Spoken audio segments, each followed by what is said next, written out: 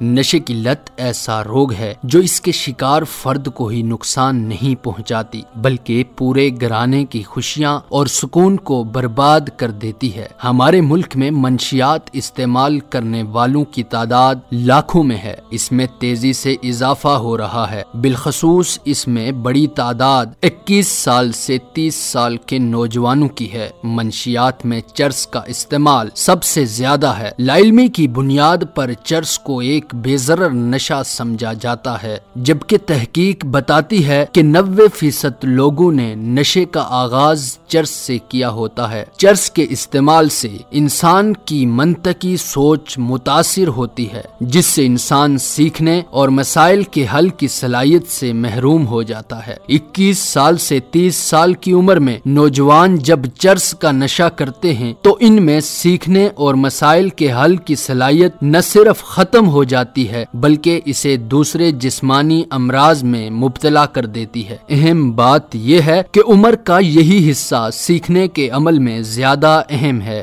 نشے کا آغاز عام طور پر تفریحاً کیا جاتا ہے، پھر آہستہ آہستہ یہ عادت بیماری کی شکل اختیار کر لیتی ہے۔ اس طرح مختلف نشے کرنے والوں کی زندگی کا حصہ بن جاتے ہیں اور نشے باز کو تباہی کے دہانے پر کھڑا کر دیتے ہیں۔ اس طرح کے حالات میں پے در پے ناکامیوں کے بعد والدین کو پختہ یقین ہو جاتا ہے کہ نشے سے نجات ممکن نہیں ہے۔ ایسے حالات میں عموماً والدین خود ہی یہ تصور کر لیتے ہیں کہ وہ اولاد کو جنم دے کر کوئی جرم کر بیٹھے ہیں۔ لوگ بھی والدین سے اتفاق کرنے کے بجائے بچوں کی خراب تربیت کا قصوروار قرار دے کر انہیں گہرے احساس گناہ میں مبتلا کر دیتے ہیں۔ یہ غلط رویہ اختیار کرنے والے سقراطوں اور بکراتوں سے کوئی یہ سوال کرے کہ بتائیے ایک ہی ماں کے زیر سایہ تربیت پانے والے 1 یا 2 بچے نشے میں مبتلا ہو جاتے ہیں، جبکہ باقی بچے نہ صرف اپنے اپنے شعبوں میں اعلیٰ کارکردگی کا مظاہرہ کرتے ہیں بلکہ فرما برداری میں بھی اپنی مثال آپ ہوتے ہیں۔ ایسا کیوں ہوتا ہے؟ یقیناً ان لوگوں کے پاس اس سوال کا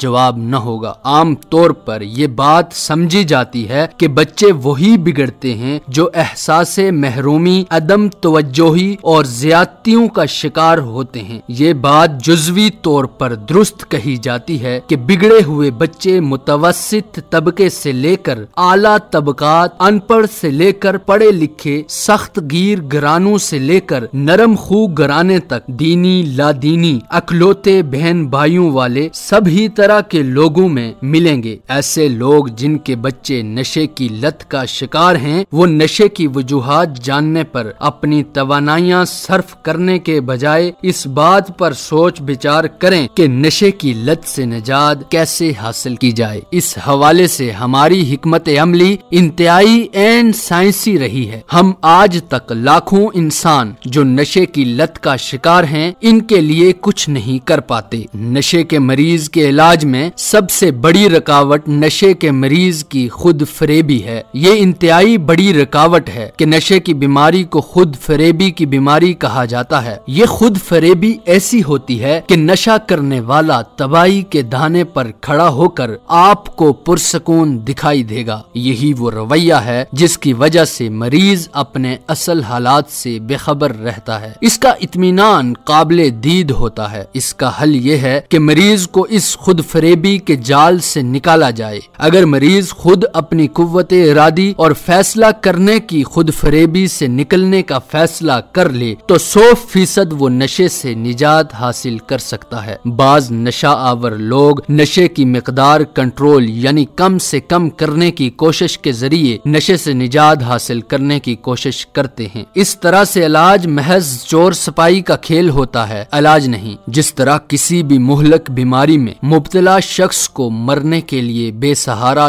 چھوڑ دینا غیر انسانی رویہ ہے، اسی لیے تنہا چھوڑ دینا ظلم و ستم کے مترادف ہے۔ نشے کے عادی افراد سے لا تعلقی کا اظہار ایک آسان راہ فرار ہے اور اجتماعی زندگی سے آنکھیں چرانے کا سہل ترین راستہ ہے۔ جب تک معاشرہ اجتماعی ذمہ داری کے طور پر اس مسئلے کو قبول نہیں کرے گا، نوجوانوں میں نشے کا رجحان یوں ہی بڑھتا رہے گا اور آخر کار اس سے پورا معاشرہ متاثر ہوگا۔ پالیسی ساز اداروں کو منشیات کے خاتمے کے لیے سخت ترین قوانین بنانے ہوں گے اور ان پر عمل کرنا ہوگا۔ یاد رکھیے، ہماری نوجوان نسل ہی ہمارے مستقبل کا اثاثہ ہے۔